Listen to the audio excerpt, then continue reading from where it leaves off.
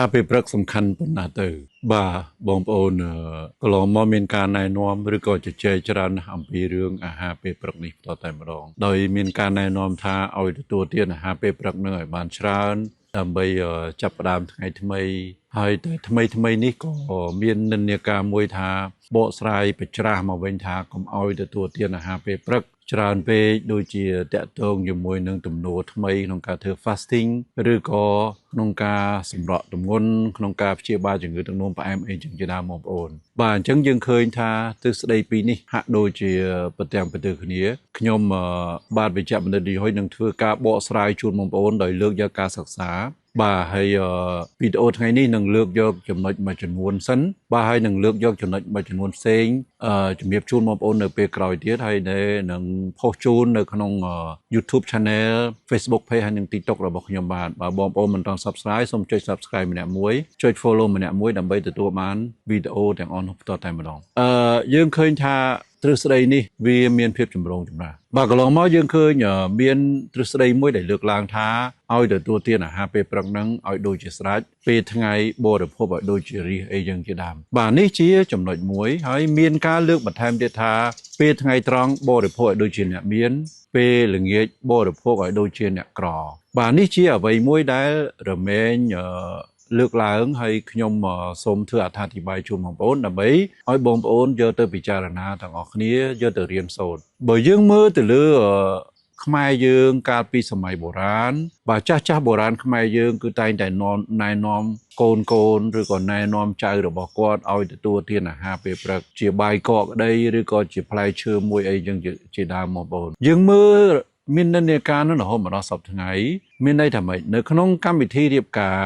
ឬក៏នៅក្នុងកម្មវិធីបុណ្យអីចឹងជាដើមខ្មែរយើងតែងតែមានអាហារ3ពេលនឹងជាប្រចាំនោះហើយជា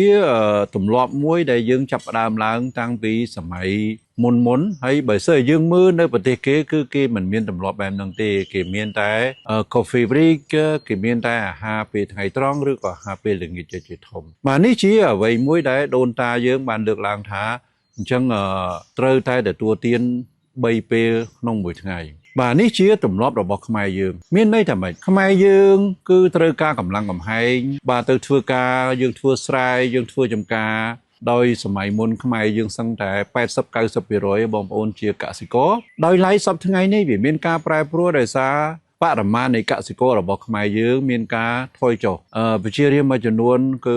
มันមានដីស្រែធ្វើចំការដាំស្រូវទៀតទេគឺបានទៅធ្វើការនៅតាមរោងចក្រហើយយើងឃើញមានការរីករូតលាស់ច្រើនទៅលើរោងចក្រនៅតាមតំបន់ជនបទក្តីនៅតាមទីប្រជុំជនក្តីនៅប្រទេសកម្ពុជាយើងបាទនេះជានិន្នាការថ្មីមួយដែលយើងឃើញមានការលើកឡើងច្រើនតាក់ទងជាមួយនឹងការទទួលទានថ្ងៃពេលព្រឹកហ្នឹងឃើញថាមានភាពចម្រូងចម្រាសដោយសារព្រលឹមឡើងគាត់ត្រូវទៅធ្វើការងារឲ្យទាន់ពេលព្រឹកអញ្ចឹងគាត់អត់មានពេលទទួលទានទេបាទនេះជានិន្នាការថ្មីដែល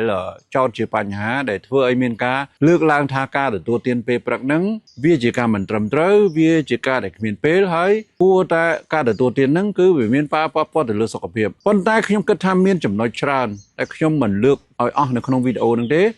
ដោយសារខ្លាយវីដេអូវែងបងប្អូនអញ្ចឹងខ្ញុំលើកតែចំណុចកន្លឹះតាក់ទងជាមួយនឹងអត្ថប្រយោជន៍នៃអាហារពេលព្រឹកហ្នឹងដើម្បីឲ្យបងប្អូនពិចារណាមុននឹងបន្តទៀតខ្ញុំសូមលើកយកតួលេខមួយចំនួនដែលតួលេខនេះដែលធ្វើឡើងនៅប្រទេសគេហើយយើងឃើញនៅប្រទេសយើងគឺមិនទាន់មានតួលេខទេបាទហើយចុងនៃវីដេអូខ្ញុំនឹងធ្វើការសន្និដ្ឋានជូនបងប្អូនថាយើងខ្មែរយើងវាយ៉ាងម៉េច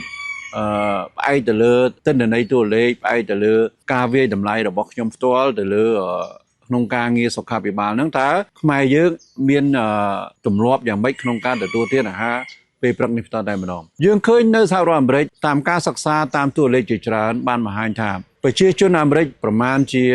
3/4ប៉ុណ្ណោះដែលទទួលទានអាហារពេលព្រឹកជាប្រចាំបាទគឺ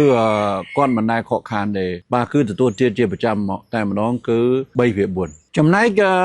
នៅចក្រភពអង់គ្លេសយើងឃើញថាមនុស្សវ័យចំណាស់មនុស្សពេញវ័យគឺ 94% គាត់ទទួលទានអាហារពេលព្រឹកក្មេងជំទង់គឺ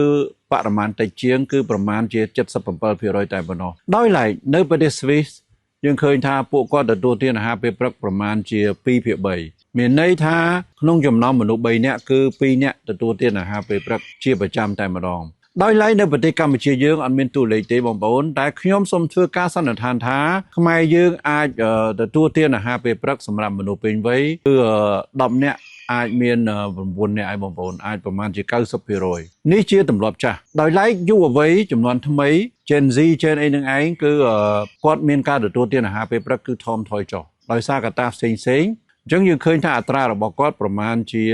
70%បងប្អូននេះជាតួលេខមួយដែលសម្រាប់ខ្ញុំដែលធ្វើការសន្និដ្ឋានជូនបងប្អូនដោយយោងទៅតាមការសិក្សាផ្ទាល់ខ្លួនរបស់ខ្ញុំនៅក្នុងចំណោមប្រជាពលរដ្ឋខ្មែរឬក៏នៅក្នុងក្រុមគ្រួសារឬក៏នៅក្នុងចំណោមសង្គមខ្មែរយើងទាំងមូលតែម្ដងអញ្ចឹងយើងឃើញថាម៉េចយើងឃើញថាខ្មែរយើងសប្តាហ៍ថ្ងៃនេះយុវជននឹងគឺចាប់ផ្ដើមមាននិន្នាការគឺមិនទទួលទានអាហារពេលព្រឹកទេអញ្ចឹងហើយសប្តាហ៍ថ្ងៃយើងឃើញថាដោយសារកត្តារវល់ដោយសារកត្តាសេដ្ឋកិច្ចគាត់អត់មានលុយទទួលទានអាហារព្រោះទទួលទានអាហារពេលព្រឹកសប្តាហ៍ថ្ងៃនេះបងប្អូនមិនដូចសម័យមុនទេសម័យមុនបាយកកម្ដងចេកមួយផ្លែនំមួយអីគ្រប់គ្រាន់បានប៉ុន្តែសម័យនេះគឺត្រូវចំណាយជាមធ្យមពី10000ទៅ20000រៀលលុយខ្មែរបានន័យថាចន្លោះពី$2ទៅ$5សម្រាប់អាហារពេលព្រឹករបស់គាត់បាទនេះមិនទាន់គិតទៅដល់កាហ្វេឬក៏energy drink ឬក៏ភេសជ្ជៈភេសជ្ជៈផ្សេងៗទៀតដែលគាត់ត្រូវទទួលទានផងដែរបាទអញ្ចឹងយើងឃើញថាពួកគាត់ចាប់ផ្ដើមមានបញ្ហាសុខភាពមួយចំនួនកើតមានឡើងហើយដែលយើងត្រូវនាំគ្នាពិចារណាទាំងអស់គ្នាហេតុផលអ្វីបែបបញ្ជាក់ថាអាហារពេលព្រឹកនោះសំខាន់បងប្អូនពីព្រោះថានៅពេលណាពេលព្រឹកក្រោយភ្ញាក់ពីគេងមានន័យថាយើងត្រូវតែទទួលទានបើយើងប្រៀបធៀបទៅសម័យមុននិងសម័យនេះខុសគ្នាសម័យខ្ញុំបាទយើងមិនទាន់មានអគ្គិសនីស្រួលអញ្ចឹងការទទួលទានអាហារពេលល្ងាចគឺជារួមចាប់ដើមនៅម៉ោង5ឬក៏ម៉ោង6ល្ងាចប៉ុន្តែសម័យនេះការទទួលទានអាហារពេលល្ងាចអាចឈានទៅដល់ម៉ោង8 9យប់អីចឹងក៏មានអញ្ចឹងធ្វើឲ្យរយៈពេលយប់ចន្លោះពេលអត់អាហារបាទរយៈពេល fasting របស់គាត់ហ្នឹងគឺរយៈពេលបងអត់អាហាររបស់គាត់នៅពេលយប់ហ្នឹងគឺយើងមានរយៈពេលរឹតតែខ្លីជាងមុនអញ្ចឹងហើយធ្វើឲ្យមានការកើនឡើងនៃការទទួលទានអាហារពេលព្រឹកហ្នឹងមានការផ្លាស់ប្ដូរម៉ោងពីម៉ោង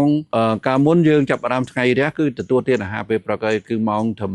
6អីទទួលទានអាហារពេលព្រឹកហើយបាទប៉ុន្តែសប្តាហ៍ថ្ងៃនេះអត់ទេគឺរហូតដល់ម៉ោង8ម៉ោង9អីជួនកាលក៏ទើបតែបានទទួលទានអាហារពេលព្រឹកអញ្ចឹងយើងឃើញថាចំណុចនេះគឺយើងមានការប្រែប្រួលអញ្ចឹងអាហារពេលព្រឹកសម័យមុននិងអាហារពេលព្រឹកសម័យនេះគឺខុសគ្នាអានឹងហើយដែលវាធ្វើឲ្យមានការចលាចលទៅក្នុងប្រព័ន្ធអរម៉ូននៅក្នុងរាងកាយរបស់យើងគឺប្រព័ន្ធអរម៉ូនវាមានកូទីហ្សូលវាមានពពួកអាដ្រេណាលីនវាមានពពួកអីដែលវាត្រូវចេញនៅពេលព្រឹកព្រលឹមដើម្បីកម្ដៅខ្លួនយើងដើម្បីដាស់ខ្លួនយើងវាប្រឈមនឹងការមានវិបត្តិទៅលើប្រព័ន្ធអរម៉ូននេះផ្ទាល់តែម្ដងដោយសារយើងផ្លាស់ប្ដូរការទទួលទានយើងផ្លាស់ប្ដូរការរស់នៅចំណុចមួយទៀតសំខាន់ដែរបងប្អូនអាហារពេលព្រឹកនេះគឺជាអាហារមួយសំខាន់ក្រោយពីយើងអត់អាហារពេញមួយយប់អញ្ចឹងយើងត្រូវការថាមពលកាឡូរីដើម្បីដុតកម្ដៅខ្លួនយើងដើម្បីធ្វើចលនាដើម្បីចាប់ផ្ដើមធ្វើការងារវាត្រូវការពពួកប្រូតេអ៊ីនដើម្បីជួយសាច់ដុំដើម្បីជួយផលិតប្រព័ន្ធការពារឬក៏ដើម្បីសុខភាពរាងកាយរបស់យើងទាំងមូលវាត្រូវការសារជាតិរ៉ែមួយចំនួនទៀតដូចជាពពួកកាល់ស្យូមដូចជាពពួកម៉ាញ៉េស្យូមអីចឹងជាដើមអញ្ចឹងសរុបសេចក្តីមកសម្រាប់ខ្ញុំឲ្យយោបល់បងប្អូនថាអាហារពេលព្រឹកនេះគឺសំខាន់បងប្អូនត្រូវតែទទួលទានប៉ុន្តែត្រូវគិតទៅលើអ្វីដែលត្រូវទទួលទានពីព្រោះថាសប្តាហ៍ថ្ងៃនេះយើងឃើញនិន្នាការមួយថ្មីដែរកើតឡើងគឺការទទួលទានហ្នឹងគឺទទួលទានរបៀបជា fast food របៀបជា burger ឬក៏របៀបជា omelette របៀបជាបារាំងរបៀបជាអាមេរិកាំងអីចឹងជាដើមការទទួលទានរបៀបខ្មែរយើងគឺយើងត្រូវបានមើលរំលងយើងអត់ដូចមុនទេអញ្ចឹងហើយនោះជាបញ្ហាអញ្ចឹងសរុបសេចក្តីមកបញ្ហាអាហារពេលព្រឹកនេះគឺត្រូវតែទទួលទានប៉ុន្តែអ្វីដែលខុសសប្តាហ៍ថ្ងៃនេះគឺយើងទទួលទានចំណីអាហារពេលព្រឹកហ្នឹងមិនមែនជាចំណីអាហារដែលធ្វើឲ្យមានសុខភាពល្អ